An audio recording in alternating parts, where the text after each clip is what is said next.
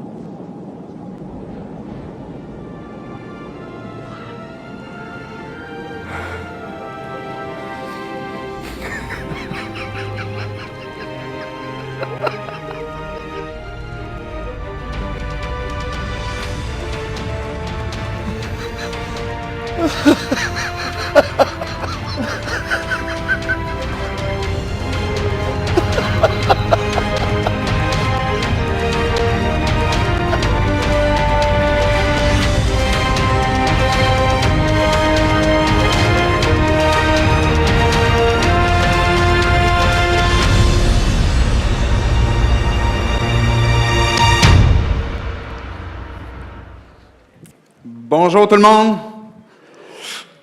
Est-ce que vous allez bien? Good. Je m'appelle David Chouinard, je suis pasteur ici de l'Église 180. Je suis content de vous accueillir. Si vous êtes pour la première fois avec nous, vous êtes peut-être pour la première fois aussi en direct avec nous, je vous souhaite la bienvenue. On est une église, on s'appelle l'Église 180, l'Église urbaine. On est une église finalement chrétienne où on croit en Jésus-Christ, on croit à la Bible, on croit que la foi peut faire une vraie différence encore aujourd'hui, puis qu'elle peut nous transformer, que Dieu est un Dieu de relation, est un Dieu qui veut venir nous rencontrer et puis avoir une relation personnelle avec nous. Alors ici, à l'Église 180, c'est le message qu'on veut communiquer, puis c'est la série dans laquelle on est présentement, qui est la série Le Roi, où on parle de Jésus, où on croit que Jésus est venu sur terre. Vous avez dans votre calendrier, si vous avez regardé ce matin, on a le dimanche des rameaux. Alors, on a ce dimanche où on se rappelle que Jésus est entré à Jérusalem et qu'il a été accueilli comme un roi, où il a été présenté, où ce que la foule criait « Hosanna, fils de David », qui était une allusion finalement à un roi de l'Ancien Testament, un bon roi que la terre a porté, et que Dieu a fait une promesse à travers David qu'il allait avoir une lignée royale et qu'à travers la lignée de David, un roi spécial, un roi vraiment particulier allait naître et qui est finalement Jésus. Dieu avec nous, qui s'est incarné et qui veut nous rencontrer. C'est la série dans laquelle on a commencé il y a quelques dimanches, qu'on poursuit ce matin.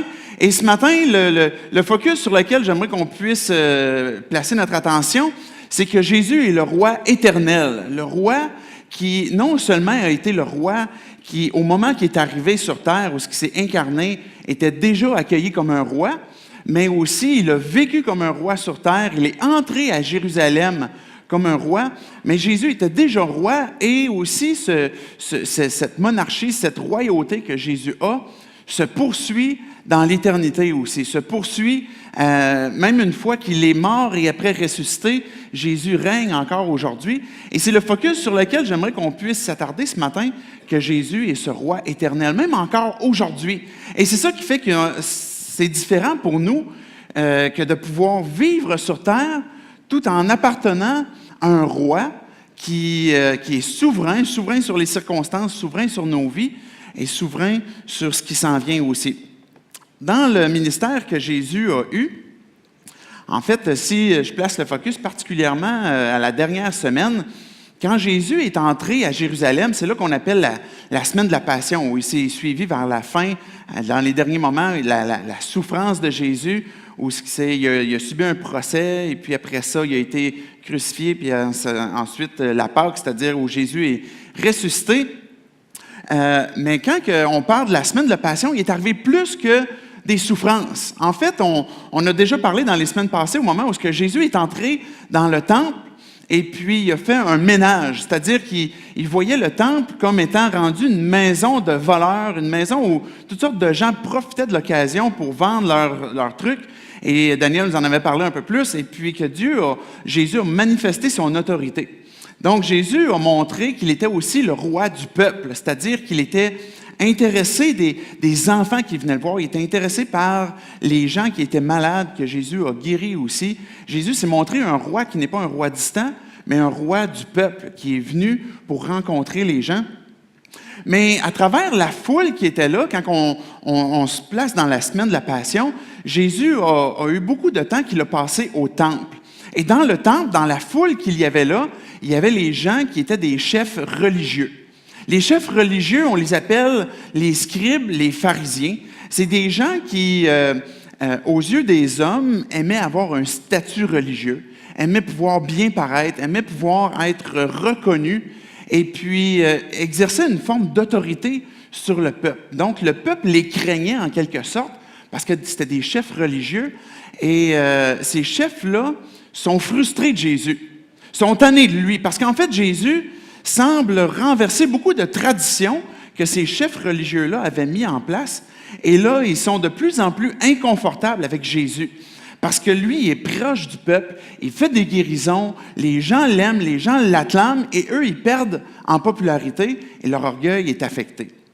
Donc, pendant cette semaine-là, dans les jours qui suivent, on peut se reporter par exemple au mardi ou au mercredi, après l'entrée de Jésus à Jérusalem, où il y a des chefs religieux qui, eux, viennent avec une intention de piéger Jésus. Et là, ils s'approchent de lui, puis ils vont lui poser des questions, par exemple, est-ce que c'est correct de payer le tribut à César?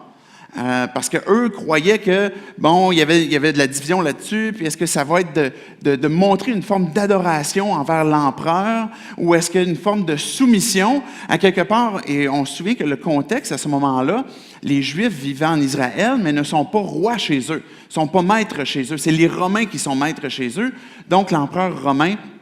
Et là, il pose la question à Jésus, mais est-ce qu'on devrait se soumettre à César? Et là, Jésus demande une pièce, puis il demande, mais quelle effigie est-ce qu'il y a sur cette pièce-là? Donc, si c'est César, mais rendez à César ce qui appartient à César. C'est une phrase populaire qu'on entend même encore aujourd'hui, mais qui vient de Jésus. Puis Jésus a poursuivi aussi, mais rendez aussi à Dieu ce qui appartient à Dieu, c'est-à-dire la gloire que les pharisiens, les chefs religieux voulaient enlever à Dieu puis s'approprier à eux. Il y avait d'autres pièges qui ont fait pour essayer de piéger Jésus sur, par exemple, la résurrection, parce que certains d'entre eux ne croyaient pas qu'à un moment donné, les morts allaient pouvoir ressusciter. Et puis, donc, ils posaient toutes sortes de questions pour piéger Jésus de différentes façons. Jésus répond à chaque fois à leurs questions, et puis à un moment donné, ils n'ont plus de réponse, ils n'ont plus de questions, ils sont bouchés. Parce que Jésus leur apporte des réponses qui leur emmènent continuellement à peut-être à voir qu'est-ce qu'ils ont manqué eux-mêmes dans ce que la Bible disait, de ce qu'eux-mêmes auraient dû connaître, comprendre. Et puis, finalement, ces chefs religieux-là se retrouvent sans réponse et sans question. On arrive dans un moment clé de la semaine de la Passion, où Jésus va plus répondre à des questions, mais va se tourner vers ces chefs religieux-là, puis il va avoir un discours cinglant. Et cinglant, c'est encore faible quand on comprend dans quel contexte que Jésus l'a fait. Parce que vous arrivez, par exemple, dans Matthieu 23, où Jésus va répéter à plus de 7 reprises, où Jésus est dans le temple. Puis si on se souvient, le contexte, il y a des centaines, sinon peut-être des milliers de personnes qui sont là, qui sont à Jérusalem, qui viennent pour être au temple. Les chefs religieux sont là, ils ont une grande prestance de par même leur accoutrement, leur façon de se vêtir. Et là, Jésus, ce discours cinglant qui va commencer, il va dire à plus de 7 reprises, « Malheur à vous, scribes et pharisiens hypocrites. » À 7 reprises, Jésus va les confronter en les regardant dans les yeux et en disant « Malheur à vous, parce que vous fermez le royaume à ceux qui voudraient entrer. Malheur à vous, scribes et pharisiens hypocrites, parce que vous n'aidez pas les gens. À place de les aider puis de les accompagner dans leurs souffrances, dans leurs difficultés, vous placez des fardeaux sur eux puis vous les aidez même pas à les supporter. Donc, vous présentez la vérité, mais vous ne les accompagnez pas de grâce. Vous avez besoin d'avoir les deux ensemble. Alors Jésus va les confronter en leur disant « Malheur à vous, scribes et pharisiens hypocrites. Malheur à vous parce que vous faites des longues prières pour être vus devant les gens. » Puis eux, ils se plaçaient en plein milieu ou ils se plaçaient à un endroit pour être bien en vue et puis faire des longues prières puis entendre comment est-ce qu'ils étaient éloquents, comment est-ce qu'ils pouvaient faire des prières remplies de mots qui étaient beaux, qui étaient propres. Et puis Jésus les confronte en leur disant « Vous êtes des hypocrites, parce que ces prières-là, c'est pas pour Dieu que vous les faites pour être vus et entendus des hommes. Malheur à vous. » Il va continuer « Malheur à vous, scribes et pharisiens hypocrites, parce que vous faites du recrutement. Vous parcourez la terre pour faire des prosélytes, puis une fois que vous en avez trouvé un, vous l'amenez avec vous, puis vous le rendez pire que vous-même, encore plus orgueilleux et encore plus austère que ce que vous l'êtes à l'égard des gens.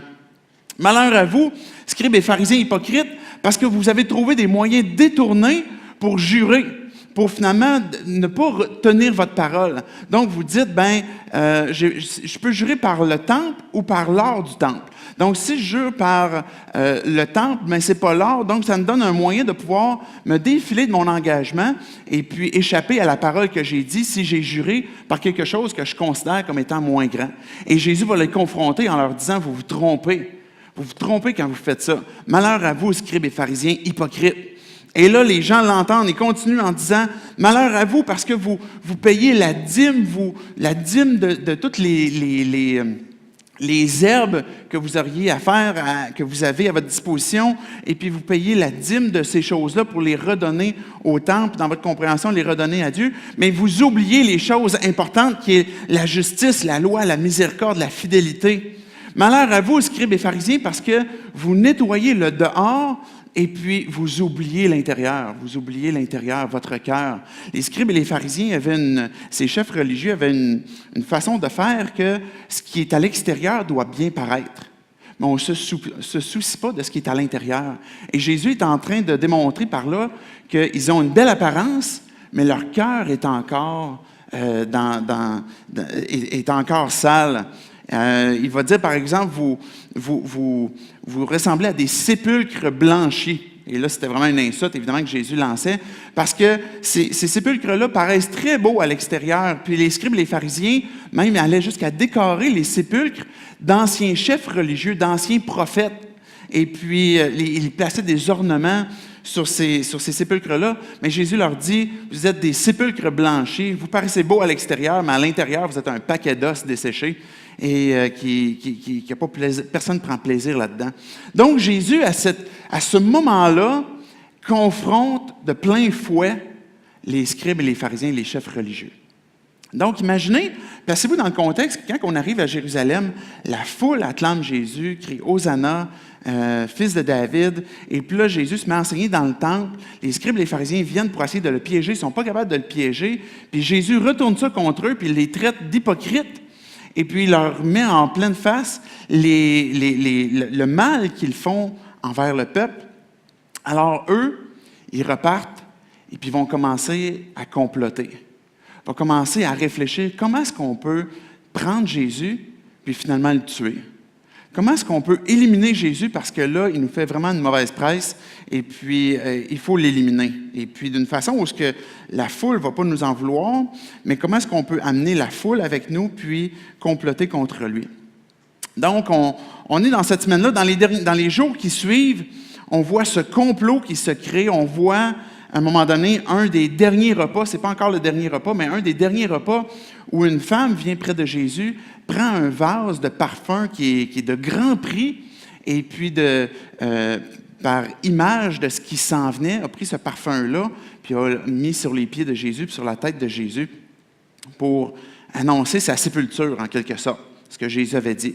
Jésus, on voit aussi la dernière scène, le dernier repas, ce qu'on appelle la communion, la table du Seigneur qu'on va avoir la semaine prochaine, où on vous invite à revenir pour la partie numéro 2 de ce qu'on commence ce matin, mais où ce qu'on voit finalement le dernier repas que Jésus prend avec ses disciples, et puis qui finalement mène à l'arrestation de Jésus, et que Jésus se retrouve devant le conseil des Juifs. Dans son arrestation, Jésus se retrouve dans une forme de procès. Le premier procès, je ne vais pas faire l'élaboration de tous les procès, mais le premier procès, c'est devant les chefs religieux.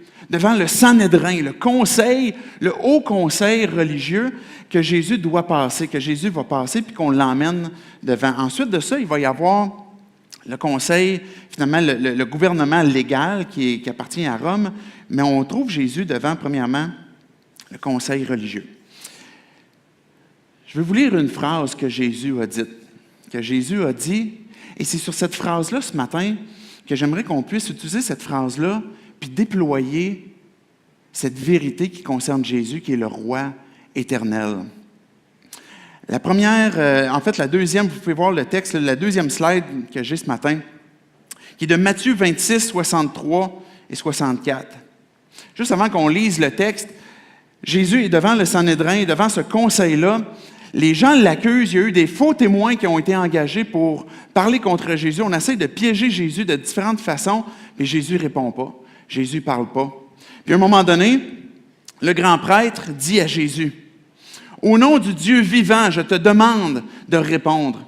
Est-ce que tu es le Messie, le Fils de Dieu? » Il est en train de demander, est-ce que tu es celui qui est oint, celui qui est choisi par Dieu, celui qui est le Christ, celui, comme je disais, qui a été choisi par Dieu pour être envoyé pour le peuple, pour délivrer le peuple. Est-ce que c'est toi le Messie, l'élu, le Fils de Dieu? Et pour un Juif, quand on emploie l'expression « Fils de Dieu », c'est quelqu'un qui est l'égal de Dieu. Fait que le Sanhédrin est en train de demander à Jésus, est-ce que tu te fais Dieu? Est-ce que tu es le Fils de Dieu? Est-ce que tu es le Messie? Et là, regardez ce que Jésus répond. Tu l'as dit. Je vous l'affirme, à partir de maintenant, vous verrez le Fils de l'homme assis à droite du Tout-Puissant. Il viendra sur les nuages du ciel. À partir de ce moment-là, sur cette phrase-là, cette déclaration-là, le Sanhédrin, le conseil qui a entendu cette déclaration-là, ont dit « on n'a plus besoin de rien entendre. On n'a plus besoin de rien. » Ils ont déchiré leurs vêtements, ils étaient consternés, ils n'en revenaient pas de ce que Jésus venait de dire, puis ils disaient « voici, on a notre accusation, il faut tuer Jésus. » Il se fait lui-même Dieu. Puis en fait, si on regarde bien le texte, Jésus, ce qu'il dit, c'est que oui, je suis le Messie, oui, je suis le Fils de Dieu, mais pas juste ça. Jésus est en train de dire, à partir d'aujourd'hui, vous allez voir le Fils de l'homme. Ça, c'est Jésus, encore une fois.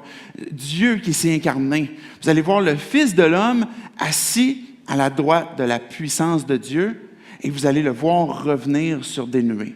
Jésus est en train d'annoncer, est en train de proclamer qu'il est Dieu, qu'il est le Messie, mais qu'il est le roi. Et quand on regarde dans la Bible, puis vous lisez la Bible, puis vous voyez cette expression-là, à la droite de Dieu, c'est un synonyme de cette royauté, de cette souveraineté que Dieu a et que Jésus a, étant aussi à la droite de Dieu. Donc Jésus dit, non seulement je suis le Fils de Dieu, je suis le Messie, mais à partir d'aujourd'hui, vous allez me voir régner avec mon Père et puis vous allez me voir revenir.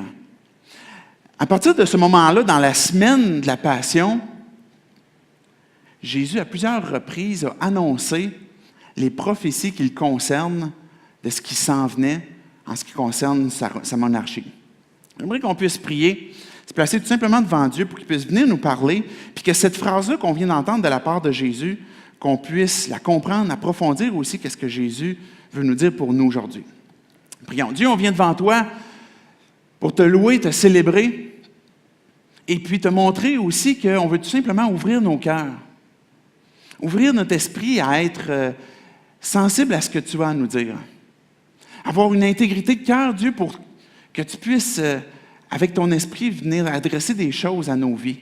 Que tu puisses venir nous encourager, venir nous montrer, nous enseigner, Dieu, ces vérités qui te concernent pour que nos vies puissent être transformées. C'est dans le nom de Jésus-Christ qu'on prie ces choses. Amen.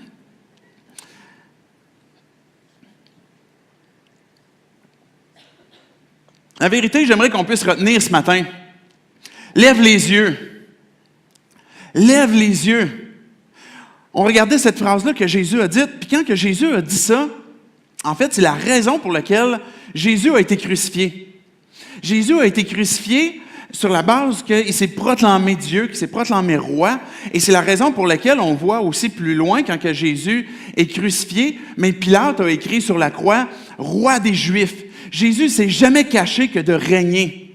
Et non seulement ça, Jésus s'est pas caché qu'il était roi, mais il a montré aussi que sa royauté était aussi à venir. Là, quelques années, je suis allé faire du camping sauvage. Et puis, on était partis en canot. On s'est rendu après quelques heures, comme une espèce d'île ou un endroit qu'on allait camper. Il commençait à faire tard, c'était le soir assez tard. Et puis là, on est arrivé, puis on s'est installé, débarqué les choses de notre canot, on commençait à monter de notre tente, partir un feu, etc. Puis là, à un moment donné, un de la gang, il dit « Hey, regardez ça! » Puis là, on cherchait, puis regardez le ciel! Puis là, on regarde le ciel, et là, on voit un ciel étoilé, d'une profondeur, comme un noir profond. Je ne sais pas si vous avez déjà eu l'occasion de voir ce type de ciel-là. En ville, c'est plus difficile de voir cette profondeur du ciel. Mais en forêt, comme ça, on pouvait se coucher sur le dos, puis prendre le temps de s'arrêter, puis regarder le ciel. Et quand on fait ça, puis on voit la quantité d'étoiles, la profondeur du ciel, on dirait que pendant un instant, notre vie commence à prendre une autre perspective. On regarde l'univers, puis on se dit, il me semble qu'on est petit ici. Il me semble que le ciel est profond. Il me semble qu'il y en a des étoiles. Et tout d'un coup, on prend de la perspective. Cette image-là, la même image pour nous quand on regarde vers Dieu. Quand on lève nos yeux vers Dieu, puis qu'on prend le temps de s'arrêter. C'est comme si des fois, on a besoin d'arrêter quelques instants de nos vies. Que tu sois croyant ou que tu ne sois pas croyant, c'est le même encouragement que je veux te donner ce matin, de prendre un instant à un moment donné pour arrêter de faire toutes nos occupations, de monter ta tente, d'essayer de cuisiner ton couscous avec de l'eau du lac, peu importe. Puis que là, tu regardes au ciel, tu te couches dans l'herbe, puis tu regardes vers le ciel. Et au sens figuré, au sens spirituel, de regarder à Dieu. Levez les yeux vers le ciel. Jésus dit, vous allez voir le Fils de Dieu assis à la droite du Tout-Puissant, et vous allez le voir revenir. Ça veut dire que c'est possible pour toi, pour moi ce matin, de voir Dieu. Ça pourrait être une vision, là, mais ce n'est pas ce que je veux dire présentement. C'est vraiment de voir Dieu au sens spirituel, de ce que Dieu veut te montrer, de ce que Dieu veut révéler. Lever les yeux vers le ciel, c'est croire à quelque chose de plus grand. J'entendais un jeune homme récemment qui disait « commencer à devenir croyant ». Qui ne se disait pas encore vraiment pleinement croyant, mais qui disait à un moment donné, je suis en train de faire quelque chose et puis j'ai comme eu Dieu qui m'a parlé, j'emploie ces mots-là. Et puis, il m'a fait comprendre qu'il y avait plus que le travail. C'est un gars qui travaillait beaucoup, beaucoup d'heures à chaque semaine, et puis possiblement encore aujourd'hui.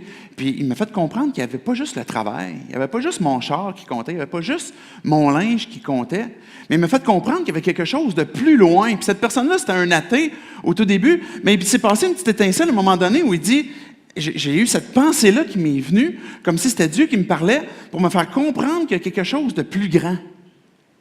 Lever les yeux vers le ciel, c'est de faire cette démarche-là où ce que je dis à Dieu, Dieu, je veux tout simplement ouvrir mon cœur, je veux me rendre disponible à toi. Je suis prêt à chercher, voir s'il y a quelque chose de plus grand que moi. Je suis prêt à m'arrêter puis réfléchir. Est-ce que je suis prêt à considérer au-delà de ce que je vois? Ce matin, ce que je veux qu'on voit finalement à travers cette vérité-là, que Jésus nous dit, vous allez voir le Fils de l'homme, assis à la droite de la puissance de Dieu. Il y a 3 éléments que je vais ressortir rapidement. La prophétie que Jésus, on peut mettre la slide où on va voir le plan de match pour ce matin. La prophétie, l'enseignement prophétique de Jésus. Le deuxième élément, c'est le règne d'aujourd'hui. Et le troisième, l'encouragement, cette idée de lever les yeux vers le ciel. Quand Jésus est dans la semaine de la Passion, à un moment donné, je vous ai conté que Jésus a confronté les chefs religieux. Alors, tout de suite après ça, Jésus sort du temple et sort avec ses disciples. Là, on imagine que les chefs religieux grinçaient des dents. Ils n'étaient pas très contents, mais Jésus sort du temple. Et là, les disciples des gens qui suivaient Jésus puis qui aimaient Jésus ont fait remarquer à Jésus, « Hey, regarde le temple. Regarde comment ce temple-là, il est beau. Regarde comment est-ce que les pierres sont placées. Regarde la muraille. Regarde telle porte. » Et les disciples faisaient remarquer à Jésus la disposition du temple. Là, Jésus, il dit aux disciples, je t'annonce d'avance qu'il ne restera pas pierre sur pierre ici, que tout va être détruit. Alors, les disciples posent une question à Jésus. Et c'est là qu'on va voir cette partie prophétique de Jésus. Jésus va annoncer ce qui s'en vient. Une grosse partie de la semaine de la Passion, si on regarde dans Matthieu, il y a 2 chapitres au complet qu'on voit dans Matthieu, par exemple 24, le chapitre 24 et 25, que Jésus va nous annoncer ce qui s'en vient. Et là, les disciples vont poser la question à Jésus, que je vous ai apporté ce matin, Matthieu 24, le verset 3. Les disciples vont dire à Jésus, « Dis-nous, quand cela arrivera-t-il et quel sera le signe de ton retour et de la fin du monde? » Les disciples viennent de poser une question. Je ne sais pas si vous êtes déjà posé cette question-là. C'est quand la fin du monde? Je n'ai pas de date pour vous ce matin, si vous espériez ça. J'en ai pas de date. Mais les disciples, ils sont amorcés par Jésus, là, parce que Jésus vient de dire, le temple là, va être détruit. Alors eux, ils vont dire, quand est-ce que ça va se passer? Il y a 3 éléments dans leur question. Quand est-ce que ça va se passer? C'est quoi les signes de ton retour? Et quand est-ce que ça va se passer? Jésus va montrer dans Matthieu 24, puis je vais juste faire un survol rapide pour ne pas élaborer très longtemps là, sur cette doctrine qu'on appelle la doctrine de l'eschatologie, de la fin des temps, mais simplement prendre notre attention pour le chapitre 24, que Jésus est en train d'annoncer qu'il est le roi éternel. Jésus est en train de montrer que, par exemple, au tout début, il va y avoir une confusion religieuse. Il explique qu'il y a des gens qui vont venir et qui vont se présenter comme le Christ, comme étant le Messie. Il y a des gens qui vont venir et qui vont vous dire « Suivez-moi, parce que j'ai quelque chose de bon pour vous. J'ai quelque chose qui va être bon pour votre foi, pour votre vie. Suivez-moi. » Et là, Jésus il dit qu'il va y avoir une confusion religieuse qui va exister sur la terre. Des gens qui vont suivre toutes sortes de religions, qui vont suivre toutes sortes de prophètes. Alors, il annonce cette confusion-là. Plusieurs viendront en mon nom, ils vont se proclamer des messies. Jésus annonce aussi qu'il va y avoir des guerres ou des bruits de guerre. Vous allez entendre parler de toutes sortes de choses qui s'en viennent et qui vont peut-être vous faire peur. C'est à partir de quelle guerre que la fin va arriver? Jésus, c'est quand est-ce que ces choses-là vont arriver? Et Jésus dit, vous allez entendre parler de guerre, vous allez entendre parler de bruit de guerre, mais c'est juste le début des douleurs, c'est juste le commencement. Laissez-vous pas impressionner par ces choses-là. Jésus, il continue, il n'a pas encore tout à fait répondu à la question, ça s'en vient. Mais il est en train de dire que vous allez vivre des tribulations, des persécutions. Si vous êtes familier avec la foi, vous êtes familier avec l'Église, peut-être que vous êtes relativement familier aussi avec certains termes qui concernent la fin des temps, puis on parle des fois de tribulation. Ce que je vois dans la Bible, c'est que les croyants, on doit passer à travers les tribulations. On doit passer à travers ces tribulations-là qu'on peut vivre aujourd'hui à cause de ta foi, à cause de différentes persécutions, peut-être à cause des séductions du monde aussi, qui sont là, que tu as envie de participer, mais que tu renonces de par toi-même parce que tu as décidé de suivre Jésus-Christ. Il y a des persécutions à cause de cette confusion-là qui peut exister religieuse aussi. Donc, Jésus annonce qu'il va y avoir des persécutions et des trahisons. Mais Jésus nous annonce qu'on n'a pas à avoir peur. On n'a pas à craindre les tribulations. On n'a pas à ralentir notre ardeur. On n'a pas à baisser les bras ou baisser notre tête parce qu'on vivrait des tribulations ou des difficultés. Jésus annonce qu'il va y avoir des faux prophètes. Il y a encore aujourd'hui des vrais prophètes. Il y a des gens qui annoncent des messages qui sont là pour l'édification de l'Église, qui sont là. La Bible a dit, je ne l'avais pas noté, mais je vais juste vous le lire rapidement. Qu'est-ce que c'est un message d'édification? Quel fruit est-ce que ça porte? 1 Corinthiens 14, le verset 3, ça dit « Celui qui prophétise, au contraire, parle aux hommes, les édifie, les exhorte, les console. » Il y a 3 éléments clés dans ce que ça concerne la prophétie. Puis c'est ce que Jésus est en train de donner. Il est en train de donner une prophétie. La prophétie, elle est là pour construire. C'est ce que ça veut dire édifier. Pour exhorter. Pour consoler aussi. Quand que Jésus annonce ces choses-là qu'on a dans notre Bible encore aujourd'hui, dans Matthieu 24, Jésus n'est pas en train de vouloir nous décourager et de dire « mais vous allez vivre des persécutions, vous allez vivre dans une période d'abandon de la foi, une croissance du mal, vous allez vivre des différentes guerres ou différentes choses. » Il est là pour nous encourager, nous consoler, nous exhorter, nous fortifier. Et Jésus annonce à travers ça, dans Matthieu 24, je vous donne les faits saillants, puis vous pourrez aller le relire si vous voulez, mais il annonce aussi que la bonne nouvelle du royaume, et c'est comme ça que Jésus l'annonce, la bonne nouvelle du royaume, on parle du roi présentement, on parle de ce roi qui règne sur son royaume, et cette bonne nouvelle du royaume va être annoncée partout. On vit à une époque aujourd'hui où la bonne nouvelle du royaume est présente partout. Il demeure des endroits qui sont à rejoindre, mais presque la totalité des endroits, l'Évangile est tout près. Ce qu'on appelle l'Évangile, la bonne nouvelle du royaume. Mais Jésus annonce aussi que Jérusalem va être détruite. Et c'est ce qui est arrivé en l'an 70. On ne le voit pas tout de suite dans la Bible, cet événement-là. Mais on voit que les Juifs qui sont à Jérusalem ont passé à travers la destruction de leur ville, la destruction du temple, la destruction de Jérusalem. Et ce que Jésus avait annoncé à ce moment-là, c'est réellement produit sous Néron, où la ville a été détruite, le feu a été mis aussi.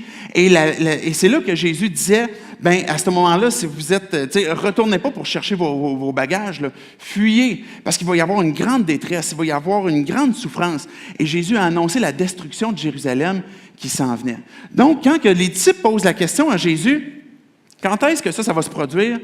Quand cela arrivera-t-il? Quel sera le signe de ton royaume, de ton retour, et de la fin du monde? Mais Jésus commence par annoncer, mais ce qui va se passer entre ce moment-là, au moment qu'il parle, et son retour.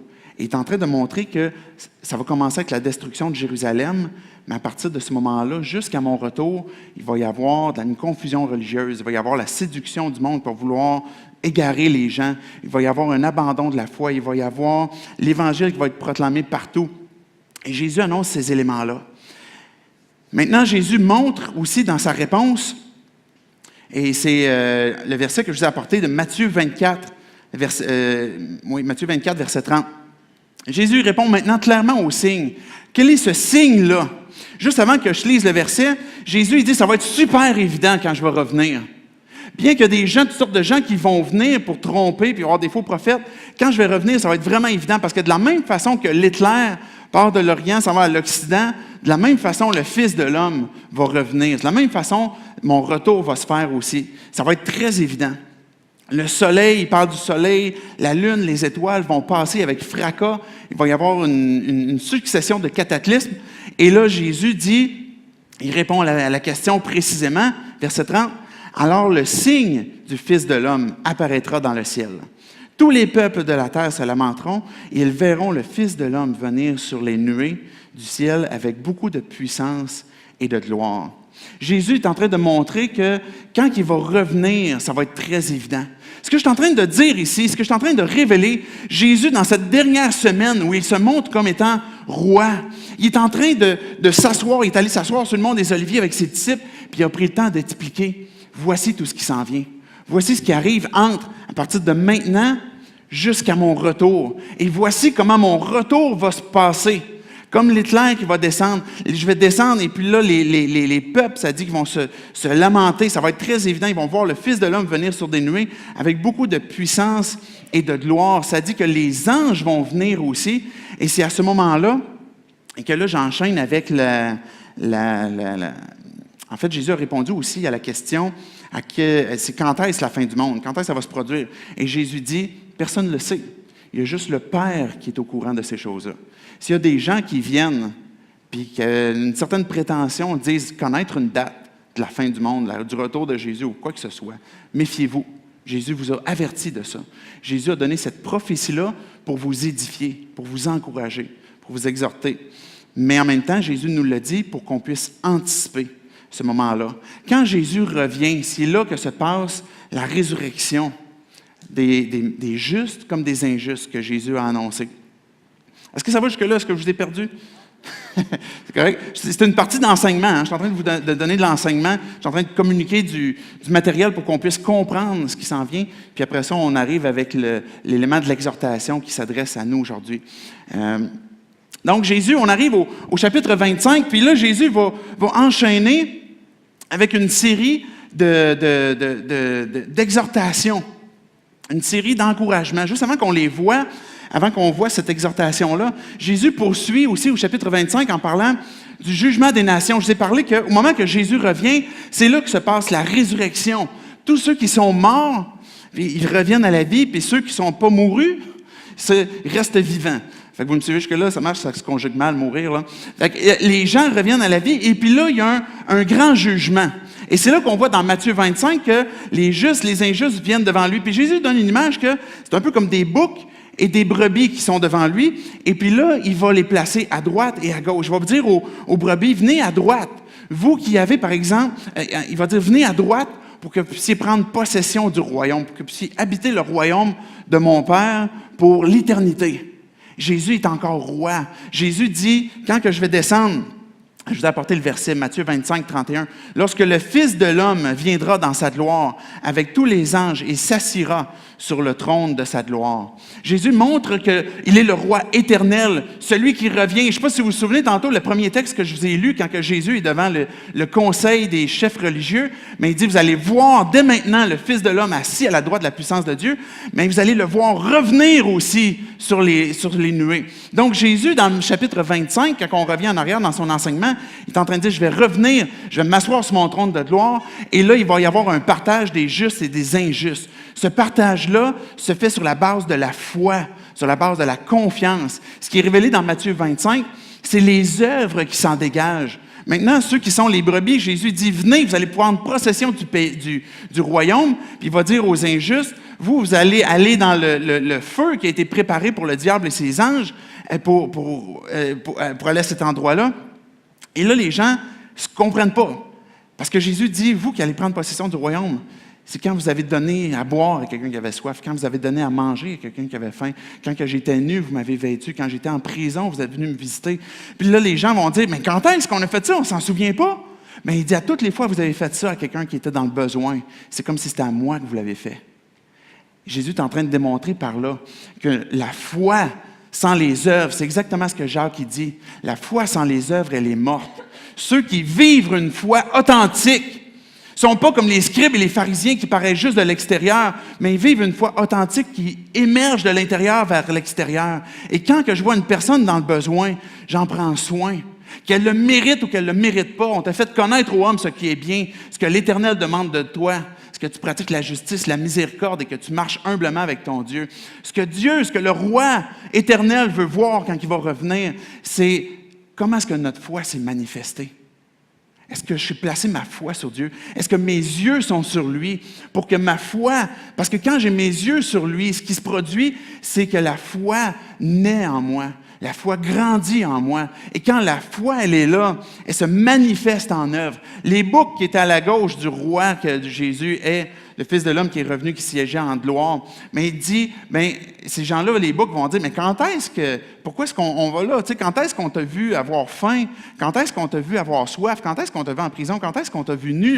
Et puis là, Jésus m'a dit, toutes les fois que vous avez passé à côté de ces occasions-là, toutes les fois où vous avez vu la souffrance, que tu as vu ton prochain et que tu ne l'as pas aimé, mais c'est cette fois-là que tu ne me l'as pas fait à moi. Jésus nous a enseigné les 2 plus grands commandements, aime ton Dieu puis aime ton prochain.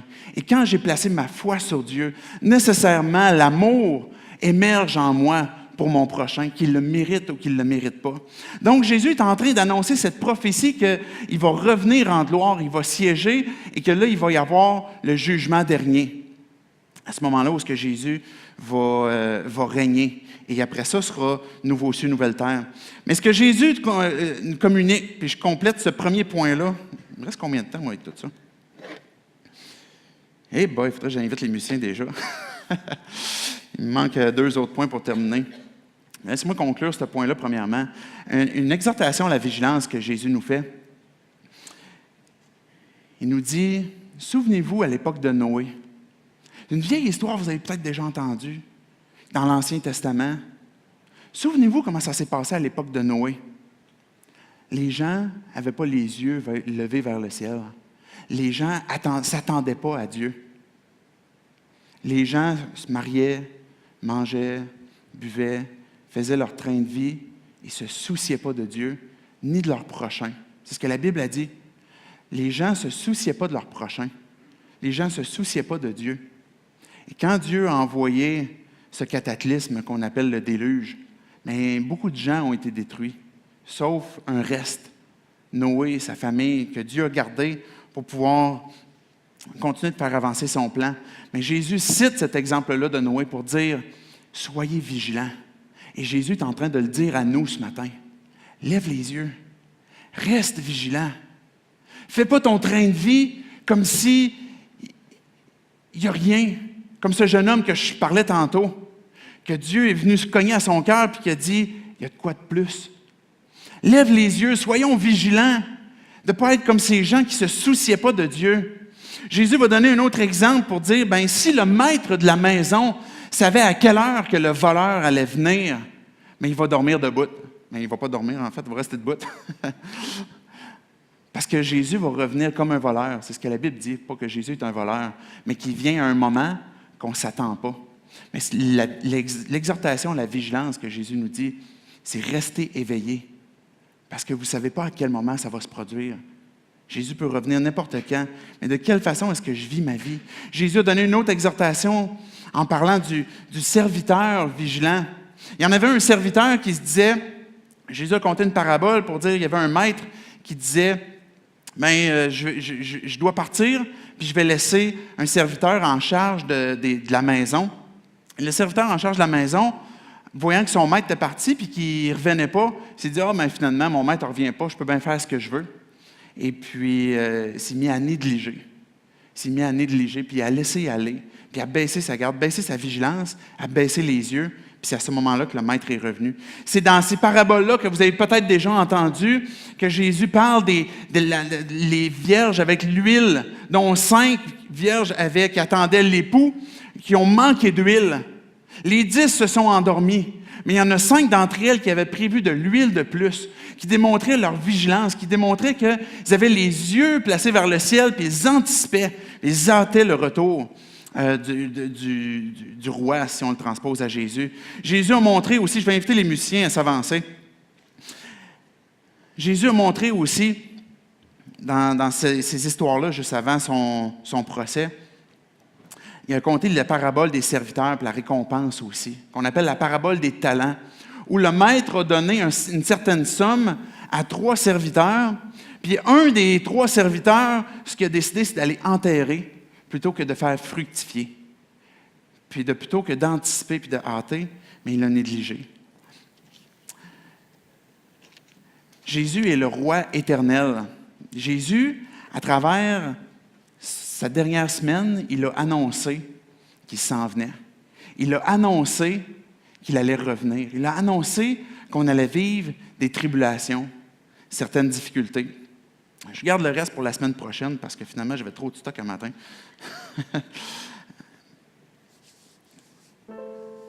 Je vais juste conclure avec une histoire. Étienne,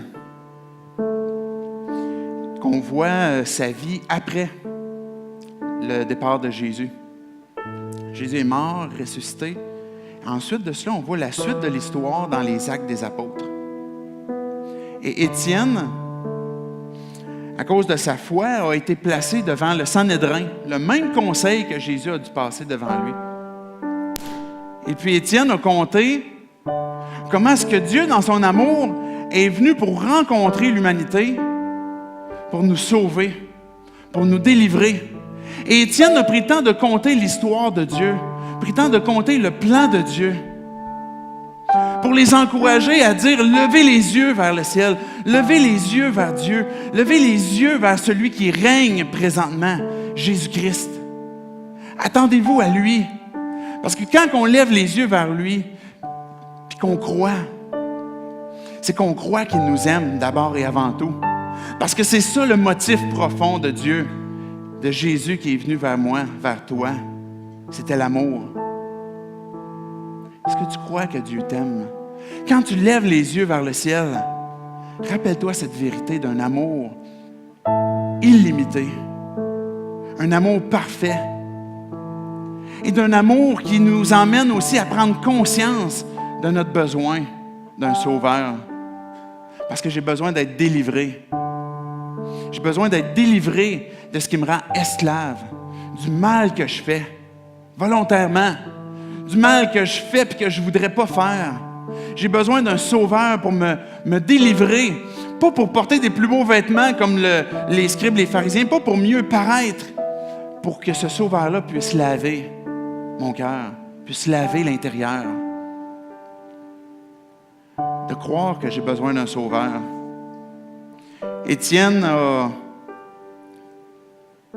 parler à ses membres du conseil en leur disant, c'est vous qui avez crucifié Jésus. Si vous avez crucifié le roi, vous avez crucifié le Sauveur. Puis en entendant ces paroles-là, ils sont mis à grincer des dents et à être remplis de colère contre Étienne.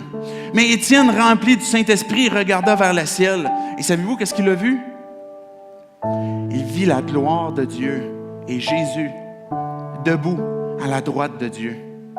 Et puis il leur a dit, « Écoutez, je vois les cieux ouverts et le Fils de l'homme debout à la droite de Dieu. » Ça a été les dernières paroles d'Étienne. Les dernières paroles d'Étienne. Parce que les chefs religieux ont pris des roches à ce moment-là. Ce que tu viens de dire, on ne peut pas l'entendre. Puis ils l'ont tué. On a tué Étienne. Étienne a passé à travers des tribulations, à travers des grandes souffrances, j'imagine. Rempli de l'Esprit, les yeux fixés vers le ciel. Je vois Jésus. Comme Jésus l'avait dit, à partir d'aujourd'hui, vous allez voir le roi éternel. Je vais être assis à droite de la puissance de Dieu. Mais vous allez me voir revenir aussi. J'aimerais terminer par la prière. Dieu, tu es un Dieu puissant. Ce matin, Dieu, on n'a pas eu le temps de voir toutes les exhortations et les encouragements que tu nous laisses. Mais on a vu ce que tu voulais qu'on entende ce matin, c'est-à-dire que tu règnes. Qu'au moment où tu as passé devant ce conseil qui t'a accusé, qui t'a crucifié, tu es en train de démontrer encore que tu étais au contrôle, que ton plan était de mourir pour nous délivrer de nos péchés, nous délivrer du mal, pour qu'on puisse lever les yeux vers toi, te voir glorieux, te voir régner. On est plus que vainqueurs par celui qui nous aime, que tu nous enseignes, Dieu. À celui qui est vainqueur, tu le fais asseoir avec toi, comme toi tu as vaincu la mort. Le Dieu illimité habite en nous, dans nos cœurs, quand on place notre foi en toi. Dieu soit glorifié ce matin, soit élevé. Dieu, ma prière ce matin pour notre Église, pour l'Église au Québec, c'est que tu puisses éveiller notre vigilance, éveiller nos cœurs et nos pensées, pour qu'on puisse anticiper ton retour. Dieu, on a hâte que tu reviennes. On ne craint pas, au contraire. On a hâte à ton retour. Reviens rapidement. Sois glorifié ce matin, Dieu, par nos cœurs, par nos louanges, dans le nom de Jésus-Christ compris. Amen.